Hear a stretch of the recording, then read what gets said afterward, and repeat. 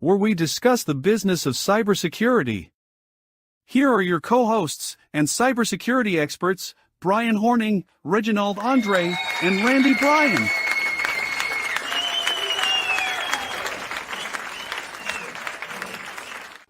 Got that live studio audience again here, Randy. Keep following you around, your fans. Something like that. Welcome to another week of the Security Squawk podcast. We're going to talk about a bunch of cyber attacks today, guys. Just remember, if we educate you or you are enlightened by anything that we talk about on the show today, we just ask that you kindly share the show and rate us on your podcasting platform if you happen to listen to us on your podcast.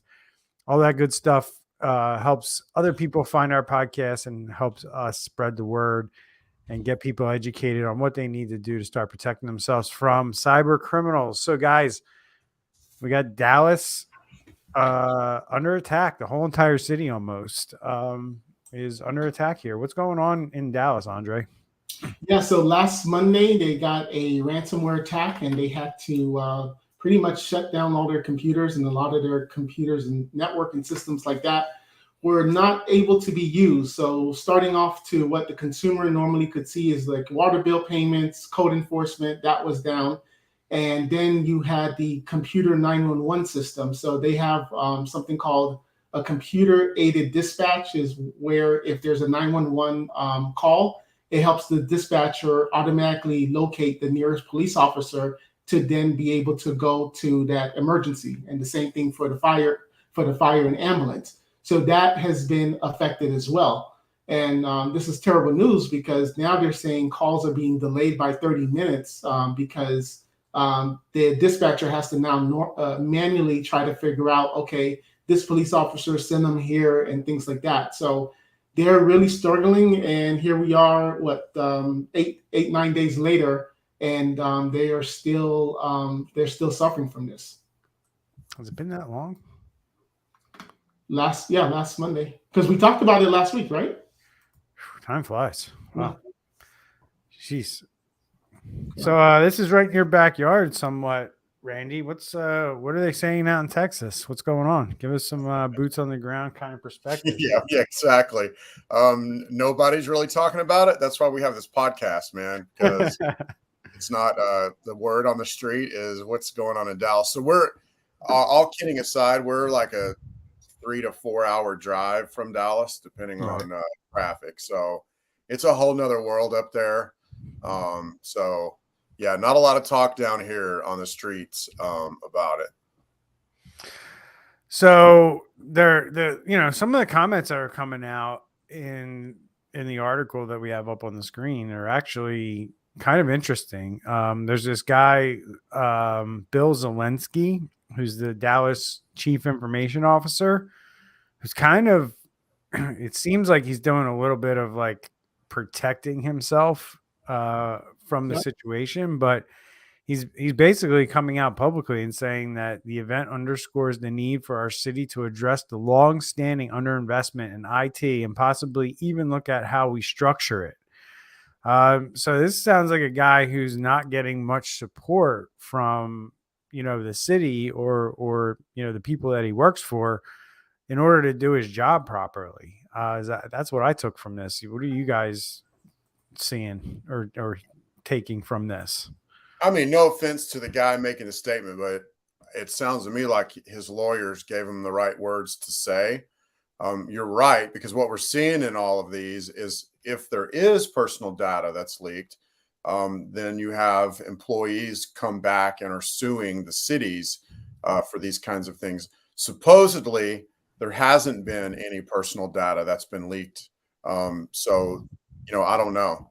But if that's what he's doing, if he's heading off something or what, but there is an underinvestment in this particular sector. It's amazing to me the amount of finger pointing that's now coming out as a result of this. You got the firefighters leaders basically saying that there was a recommendation made over a year ago to split off the public safety into its own network segregation, as we talk about all the time on the podcast. And this is just another person who's basically saying like things are not being done as recommended. And I think, this underscores what we talk about all the time on this show, guys, is like we're trying to warn the public and we're trying to warn people that, businesses and government are not taking care of things the way that they should. Right. Yeah. And that's really what's going on here. So we have a major critical infrastructure entity attacked again in this, country. I guess that's the word I'm looking for. You have this country being attacked, critical infrastructure being attacked constantly, and nothing being done about it. So not only are we not doing anything on the front side to prevent it, but we're not doing anything on the backside to take down or bring to justice the people who are creating all this havoc. And it's kind of upsetting. Yeah, and just going back to that segmentation, we've seen in other news stories where you have just that one department that is that got affected because they do segment from one department to another department. But here it just seems that one IT director, he's in charge of every single department, and they all talk to each other. They all network together. So if one goes down, they're all going to be suffered. An interesting thing that I read about this is that the ransomware group that's in charge of this, they're called Royal. And I believe we talked about it when we mentioned this last week or the week before when it broke. And like I said, like Brian said, it does seem like a long time ago. But short story long is they typically don't release the data until after the negotiations have failed, is what I have read. So them coming out and saying no personal data has been leaked is kind of a nothing burger, because these guys don't leak the personal data until these negotiations fall through. So that's their threat that they basically hold. Say, hey, we're going to release the data. So this is probably still has a lot more news left, I guess is where I'm going with that. Yeah, there's a lot to be had in terms of what we're going to find out in the news and all that stuff. But the other part of this is that, no data has been stolen is also indicative of the fact that they didn't have the ability to even know it.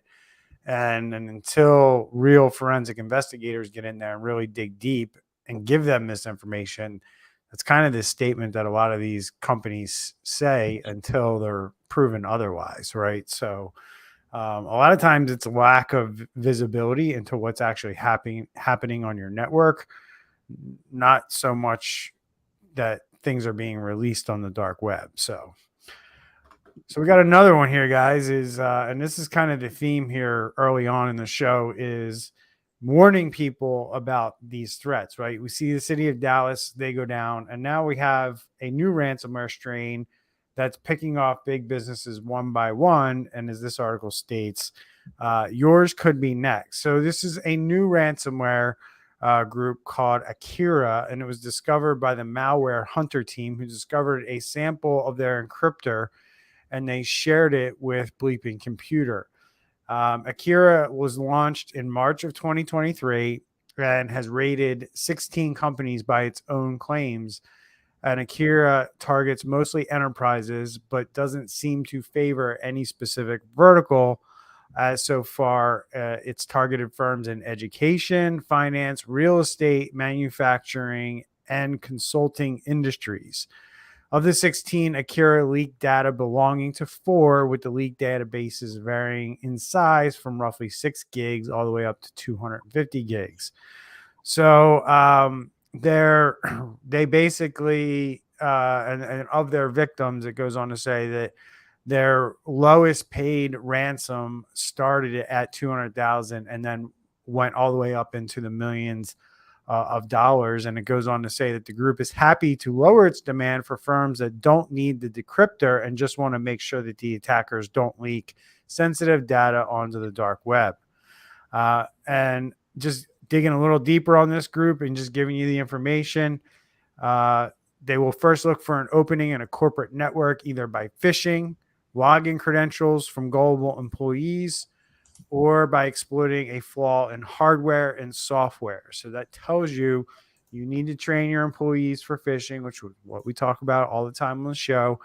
And you need to make sure that you are patching your systems and looking for vulnerabilities on your network, because this is what hackers are doing to take down your companies. Thoughts here, guys? Because I'm going to jump into the CFO Dive article, which also, talks about how things are going up and things are spiking and things are not going or trending in the direction they were at the end of 2022. But before I jump there, you guys have any thoughts on Go ahead. Yes. So something that we need to keep in mind here. So this article that you were reading mentions that once they're into the network, because of an email, most likely, then they go basically do their work, and they're basically hanging around, and they are, living off the land. The point of what I want to make is most people have the idea that they click on an email and then all of a sudden, boom, ransomware comes up. But it's really a long game, y'all. And you need to know this, because you click on an email that contains malware. I've said this story twice today. I'm going to say it for the third time. The original Alien back in the 70s, the Alien movie, the little monster comes out of his chest. And what does it do as soon as it comes out of his chest? It goes somewhere and it hides. So when you click on a malware, it's going to do basically the same thing. When you click on an email, it opens a malware. It's going to go somewhere in your network where there's a vulnerability. It's going to dig in. It's going to try to remain undetected. It's going to start what we call living off the land, and it's going to start learning about your network. So when it's time to pull the trigger, man, they've already deleted your backups. They already know that, certain people in the network do certain things. They already know about your customers. I mean, it's a pretty big deal. We need to keep that in mind when we're talking about malware. It's a lot. And just because you don't see anything right now, or you don't see anything, Susie clicked on an email 2 months ago and nothing happened, that doesn't mean that they're not there. Well, I got started on that one.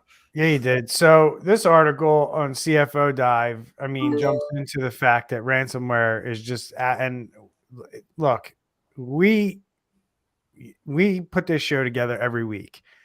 And this week, right, Andre and I had 14 topics ready to go before Randy even jumped into the green room to help us out with it. So sometimes we struggle finding, especially towards the end of 2022, we struggled to find content to talk about on the show. We are not struggling. So that's one just data point or indicator to us, not only as to the things we're seeing in our business, but we know that ransomware attacks and cyber attacks are up right now, and people should be on high alert. I've never seen it this high personally. And the insurance data is backing that up. We have, insurance provider Resilience, who's basically saying that their ransomware claims are up almost 50%, and that quarter over quarter, from the first quarter to the second quarter, or the first quarter of this year to the prior quarter, the last quarter of 2022, their claims have spiked 77%. And then you have another group here. There's I can't find it real quick. I can't find the name, but there's another insurance company group here that basically says same thing for them, that they're basically doubled their claims for ransomware attacks in this quarter of 2020, first quarter of 2023 versus the fourth quarter of 2022. So there was definitely a lull in what was going on in probably the last 6 months of 2022. And people thought we were getting ahead of the game. There were plenty of articles written at the end of 2022 where people thought we were getting ahead of the game on ransomware. And the three of us said, not so fast. Like, the jury's still out on that.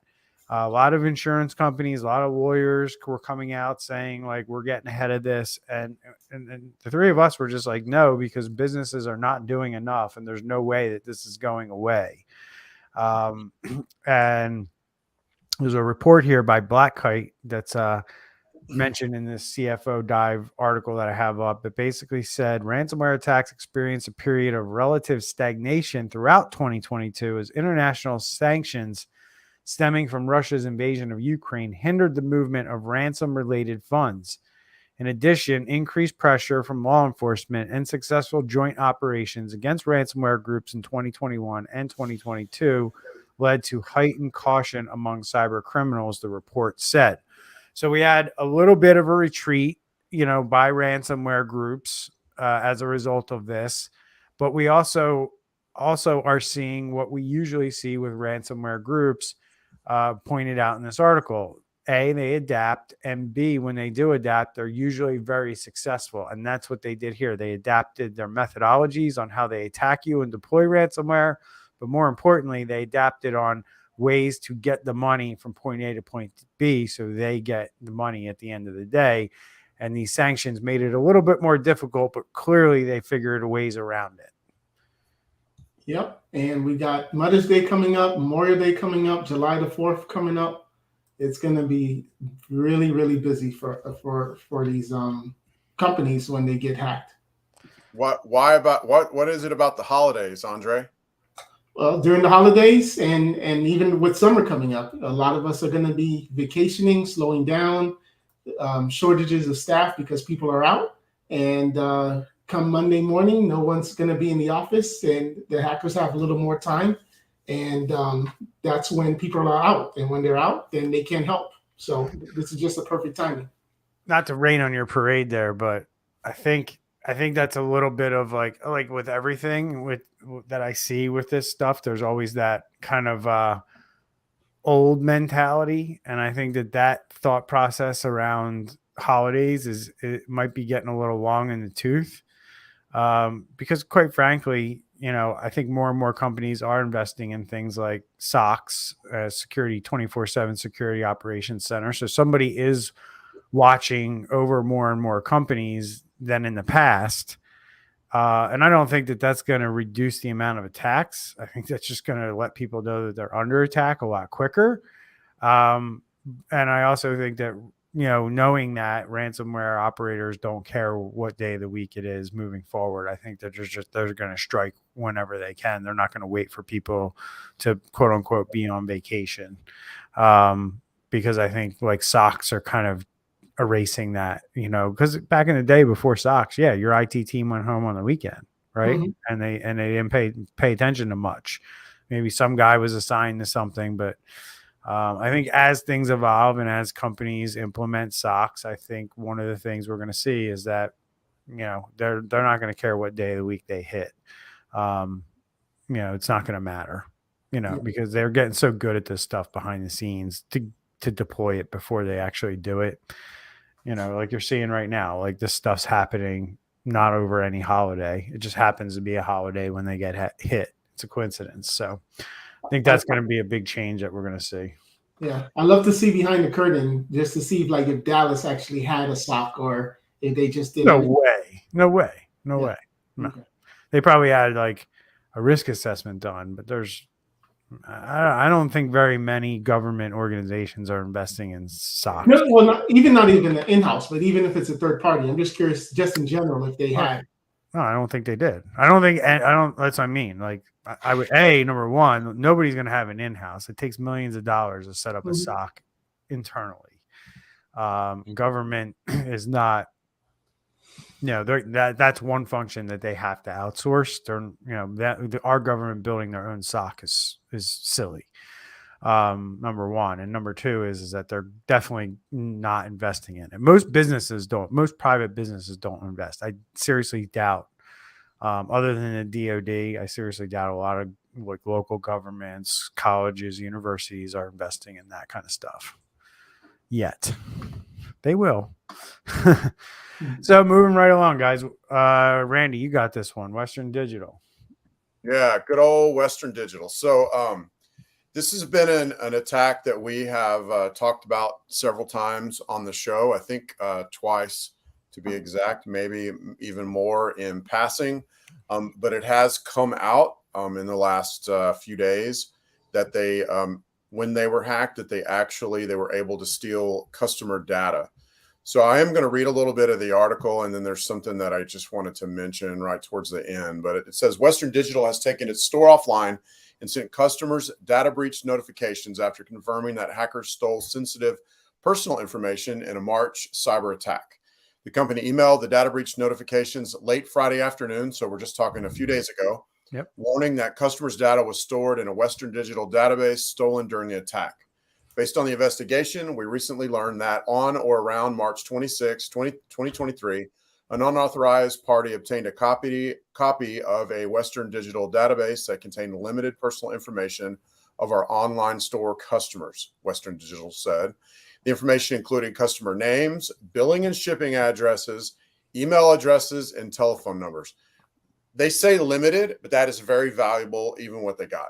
As a security measure, the relevant database stored in encrypted format hashed passwords, which were salted and partial, or they also got hashed passwords, which were salted and partial credit card numbers.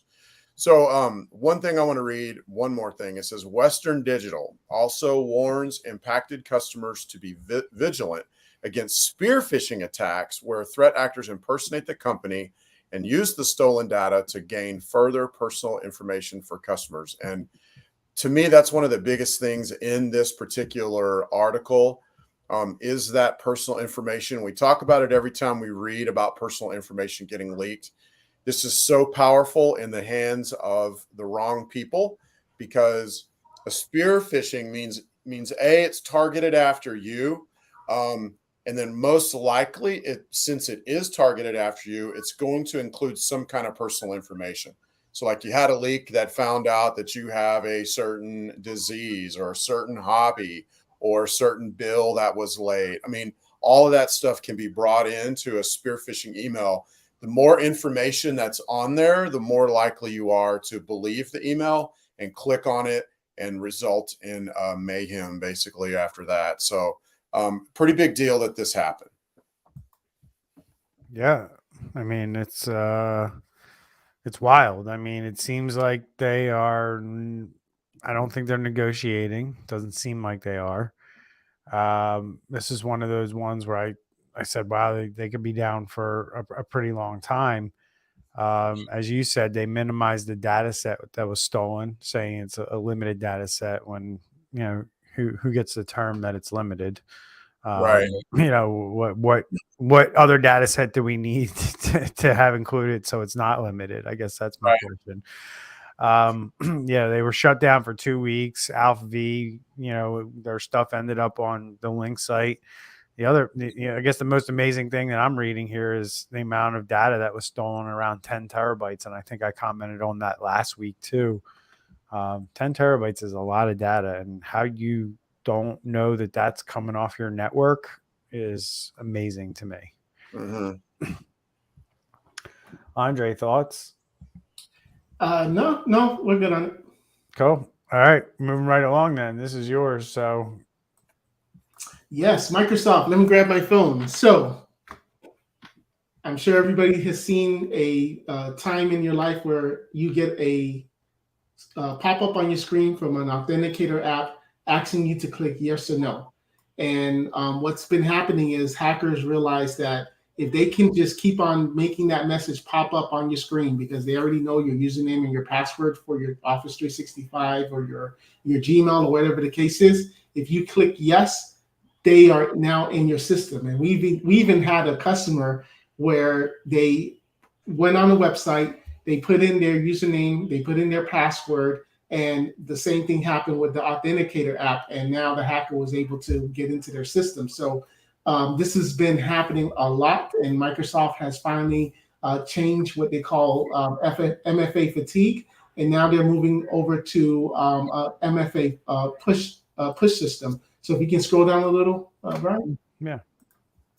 So the idea is that if you are truly trying to log into an account, what you will now do is you'll have a number that pops up. And then from there will no longer be something on your phone that's asking you to do something. You now have to go into your phone and enter that. And then now that's the way you can now authenticate. So I think this is brilliant. This is going to save because as we always said, us cybersecurity professionals, we can do all of the protections in the world. We can do, do your phishing. We can have the best antivirus, the SOC systems. But at the end of the day, it's that employee. And if that employee does something that they shouldn't have, all of it just doesn't matter. So I love this idea that they're doing. And I think by the end of the week or already, right? March. Hey, it was yesterday. Yesterday.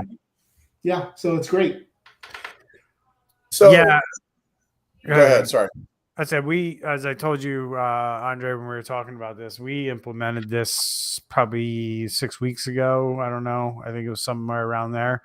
The other thing that we added, just so people know it's available, is on ours, that little pop-up there where you see the number 83, we actually see the geolocation of where it's coming from, the request as well. There's like a little map with a map marker. So if you're not, in that relative area, that's another sign that you shouldn't be typing that we're approving that request. So there's a lot of different things that they're building in the MFA to make it a little bit more secure than just clicking a button, right? Because I think we realized over time that yes or no or approve or deny button is a little bit too easy for people to, that's why there's the term MFA fatigue, because hackers know if we can try to keep sending you a message, maybe eventually you'll click the wrong option and let us in, right? Go ahead, Rain. Well, I'd say, before we break out the scotch and cigars and celebrate mission accomplished, I'm not saying that we are, none of us do, but just in case any of the audience wants to do that, this is just another move of the chess piece. Oh yeah, 100%. In the cat and mouse game. We've already seen, we mentioned it on one of our shows a couple of months ago, where one of our clients got a supposedly a OneNote thing, and she wasn't really paying attention. She tried to click on it and it opened up, hey, log into Microsoft. And she entered in her information. She got the pop-up. She approved it, and then it went right back. And so that's a classic example of getting around the MFA fatigue, because they caused her to enter in her username and password and then had a pop-up. So even if the number would have popped up, even the only thing that I think that might have thrown her off, if the geo would have popped up. If the geo would have popped up, which, I would say out of all the stuff we've mentioned to go on that particular pop-up, the geo would be the best.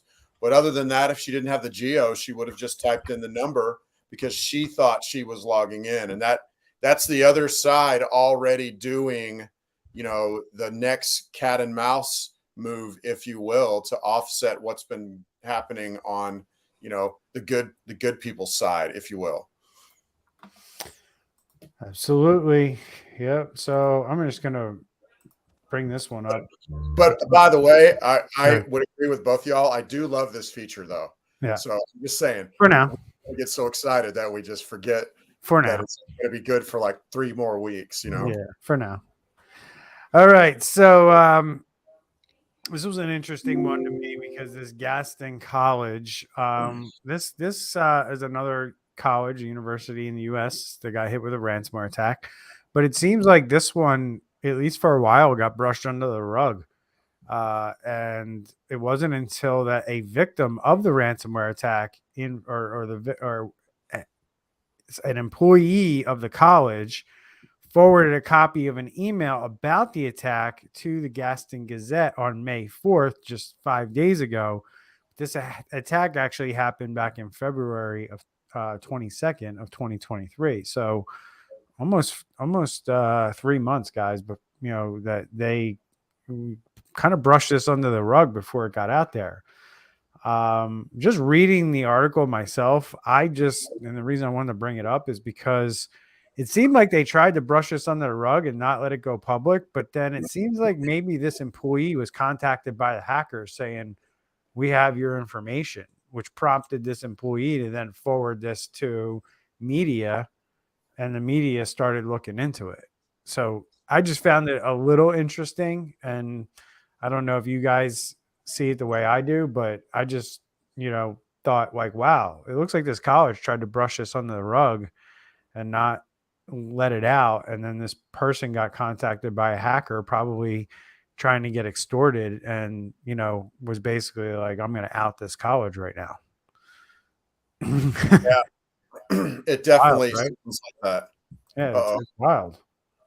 The video started playing automatically, man. What the And heck? that's like the interesting thing for me is, and then why it's interesting and why I want to talk about it is because businesses try to do this all the time. Yep. Businesses try to blow off these events, hire some company that'll work with them, maybe, or maybe they'll try to go about it themselves. And we're going to get out of this. We're going to pay the ransom. We're not going to tell anybody. We're going to move on.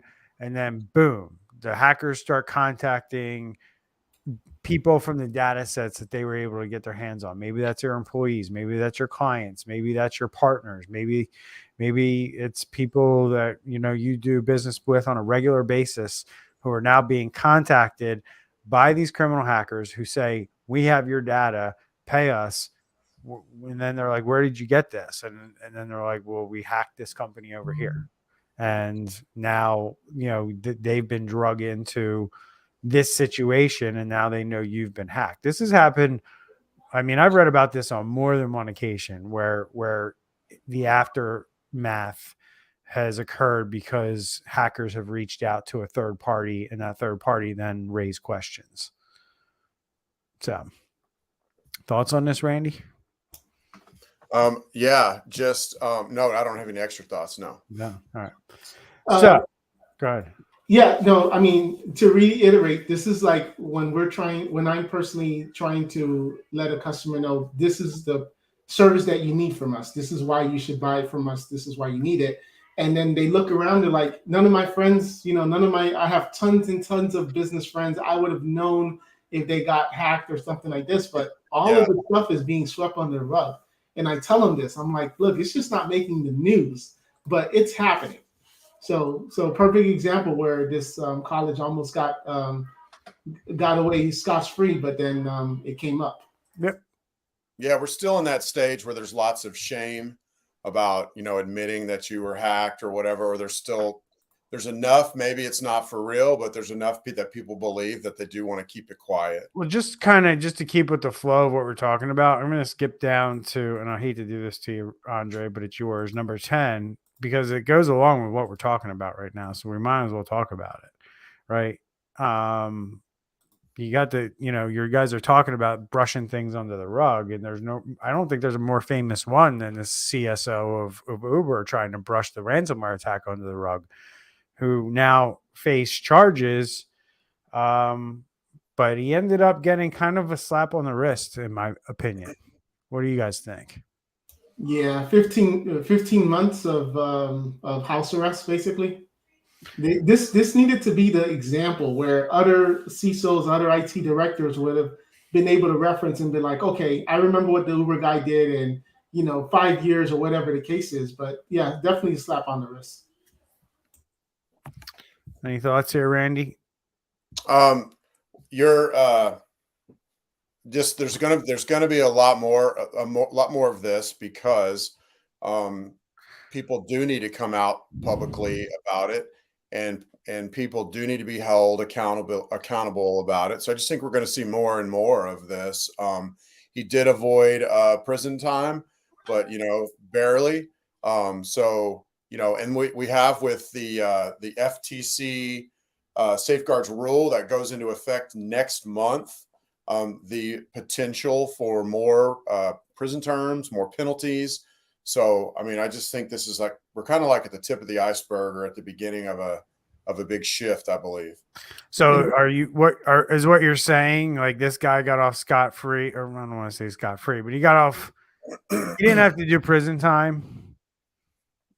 Do you think there's going to be somebody down the road who is going to be made an example of and will have to do prison time? I mean, because look, we're talking to CEOs about this all the time, and when we say this, we're only reiterating, and Randy did allude to it, but we're only reiterating what state attorney generals and the FTC is saying, that they're going to use things like the FTC safeguard rules as leverage to prosecute executives who don't do cybersecurity the right way.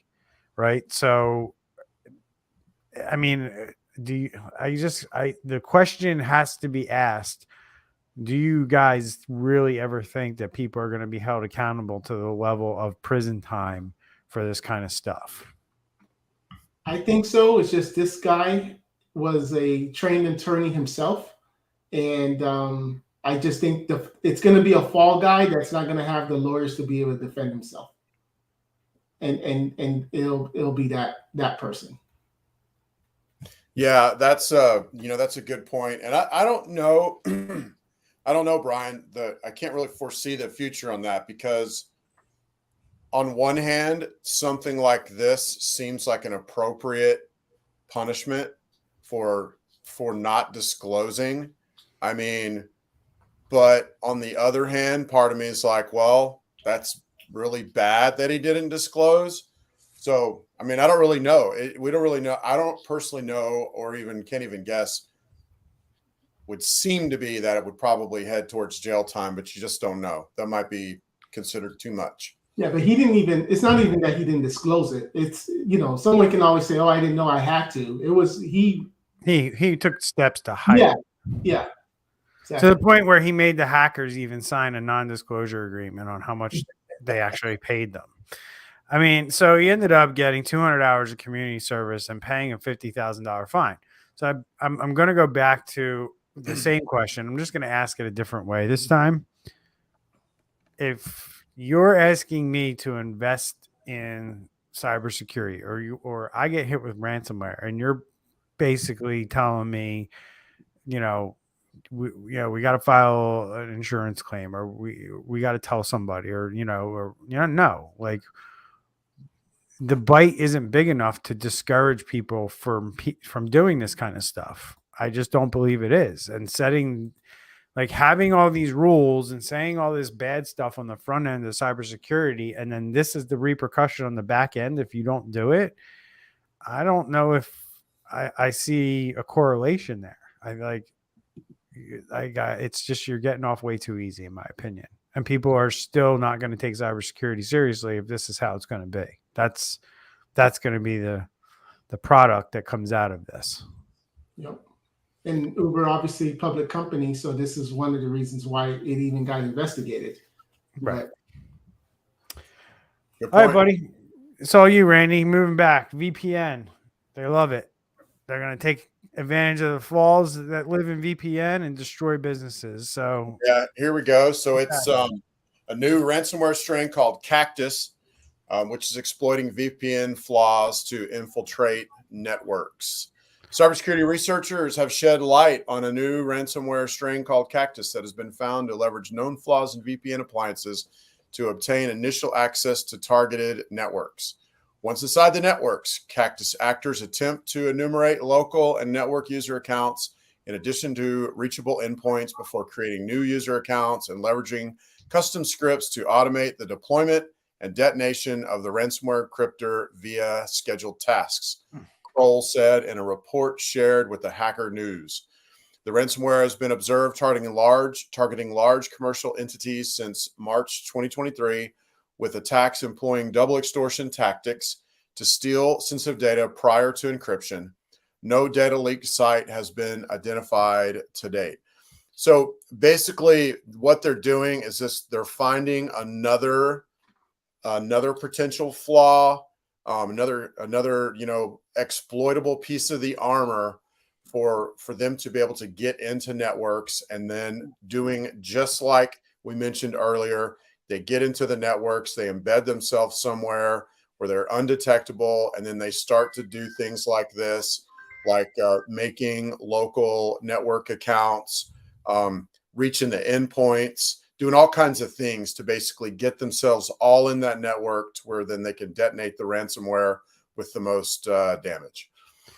Yeah, the other scary part of this, and why I wanted to bring it up, is because they've basically just automated the process of finding vulnerable devices like VPN and firewalls that are out there that have not been patched. They basically automated the whole entire process from finding you to exploiting you to getting in and getting persistent access. Right. And that's pretty scary. I mean, to have basically a botnet network working on your behalf to find connected devices that are not being updated. And we know just by doing a simple Shodan search that they're out there. Yeah, this isn't good. Like, Right. and one, like, because like we go back to the beginning of the show, right, where we talked about one of the biggest reasons why companies are still getting hacked because they're not updating shit, right? So this just goes along right with it. They're investing time and money into building something automated because they know once they get this automated and they can do it without human intervention, look out. Well, so this one, to add to what you're saying, this one kind of does that, and I need to kind of correct myself just a hair, because it looks like the infection chain, rather than taking 3 months or 5 months, the infection chain is spanning 3 to 5 days. Yeah, that's what I mean. Like they've literally just shortened the cycle. Yep. By almost 1,000%. Yep. You know what I mean? Like they've gone from almost needing a month to find something to needing a few days. Or a few seconds even. Right. I mean, this is just another like signal that things are going to get worse this year. And they're using Cobalt Strike. Well, once they get in your network, they're deploying whatever they can for advanced persistence. But unbelievable. Wow. It just scares me because I just know how slowly the world is moving with their cyber defenses, and this is how quickly cyber criminals are moving. Yeah. Like, you know, you make one advancement with improving the MFA, but here you go. You know, they're not even worried about MFA because they know you're not updating your stuff. You know, right? MFA doesn't matter, people, when you're not updating your firewalls, and they can just bust down the front door. Right. So, all right, Andre, this network, because they didn't do things right, they're reeling to the tune of $30 million. What's going on here? $30 million. They lost. So basically, they got cyber attacked back in February, I believe, and they're now still dealing with this. They are now, according to a report, they lost 552 subscribers in the first quarter. And they're saying that the majority of the reason is because they were unable to respond to technical and billing inquiries for weeks. And, you know, again, we talk about this all the time on the show. It's not that you get hacked and you're sweeping under the rug, but your business operations fails. I believe here in the article, it also talked about they had to re-image a lot of their computers and servers. Or that was a different article, but same concept. They had to redo all of their computers, and it's just terrible. And yeah. Yeah. Randy, anything? No. Good. All right. So moving right along. One more thing. Randy was going to say it. They also have class action lawsuits that's going to be tied to this. So we know that. Yeah. So the 30 million is just the beginning. Just the tip of the iceberg. Yep. That's what they had to disclose, I think, in their filing. Mm-hmm. Right. But we've only just begun, as they say. So I just want to point this out because as the city or the county of Spartanburg deals with their issues, you know, you're not too small to be attacked. And Relentless Church, a church in, I believe it's Greenville, South Carolina, it's known as a community powerhouse, a multicultural, non-denominational place of worship with thousands of members, was the recent victim of a ransomware attack.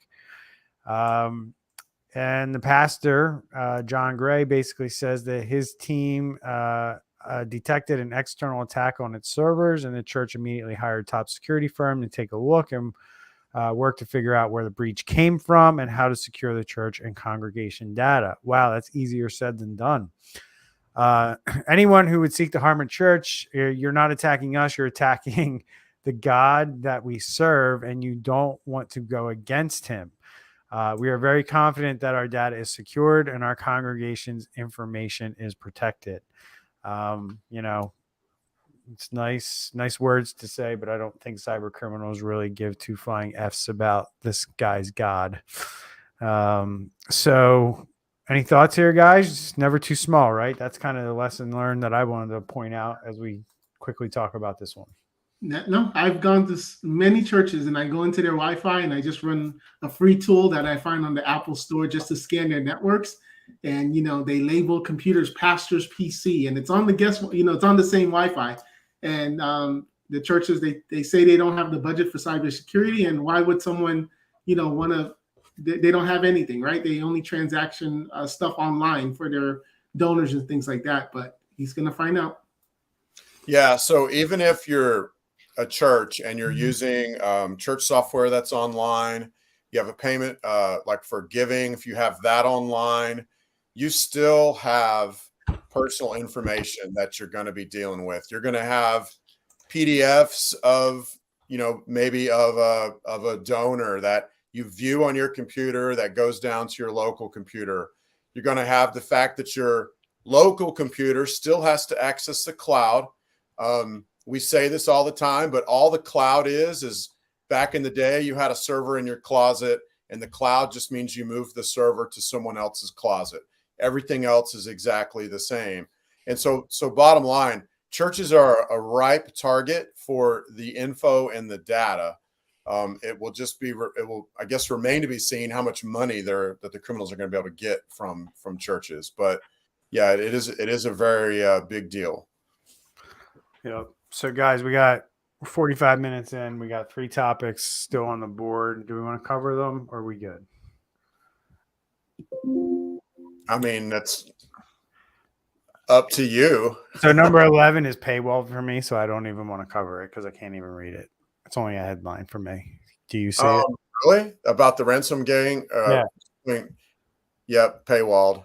Yep. So we'll move on from that. So sorry about that. We had 3 more topics we were going to cover, but the one's paywalled and we didn't realize it, and we can't tell you the juicy details behind it other than the fact that basically that ransomware gangs are displaying ruthless extortion tactics in April. Kind of goes along with what we've been saying throughout the show, that things are just getting worse. But at the end of the day, they're looking to get paid with the data that they steal. It's not about encryption anymore.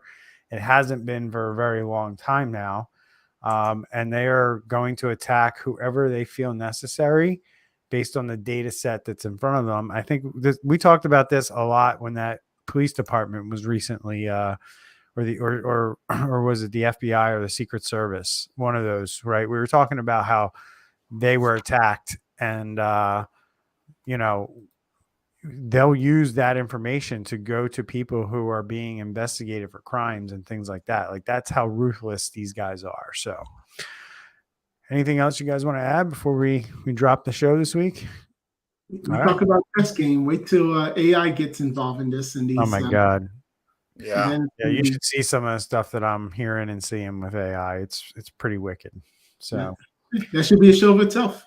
Yeah, it should. We should talk about AI next week because there's a lot coming out about that.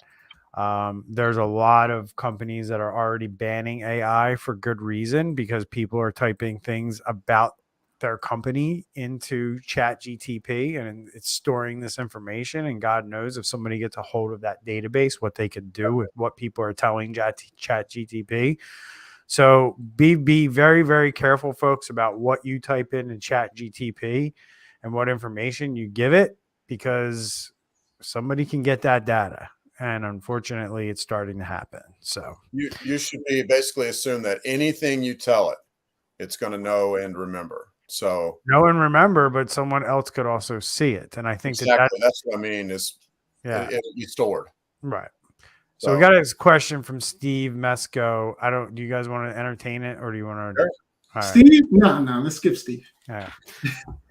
So, do you all think organizations will try to move away from passwords and 2FA in the future? Will biometrics become more common to take their place?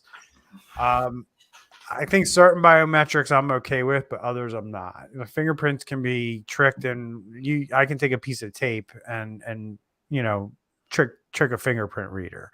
Brian did that right before he went down from the roof hanging on wires and did something, right? Oh wait, that was a movie. Yeah. Just kidding. I use Scotch tape to I say, here, touch this Scotch tape. Why? Because Well, you know, and then you know, but I do like facial recognition software and stuff like that. I'm okay with that.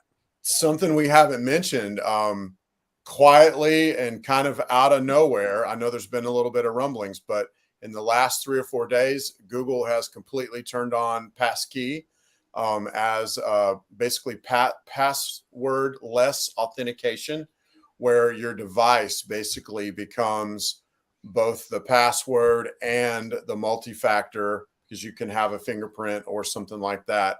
Right.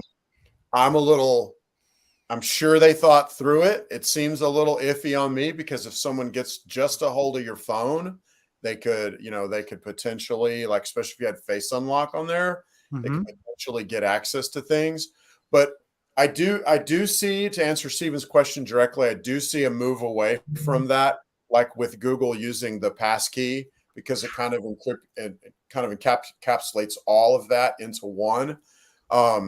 But I don't know about biometrics becoming more common. I would say I would be very concerned if somebody wanted to take my biometrics off of my device and store them in the cloud, because those can be hacked and they could be used to do just about anything with. So I'd be very, very weary of that.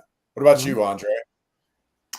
I just think the implementation is going to take a long time for them. I mean, look how long it just took people to get companies to get people to do MFA. So I just think the 2, 3, 4 years, and by that time it's too late. Yeah, I'm in Andre's camp. I've been a big fan of the Jetsons since I was a little boy, and we still don't have flying cars. Oh, So, but we have lasers though, so halfway and there, man. and we have TVs where we can talk to each other and see each other. Yeah.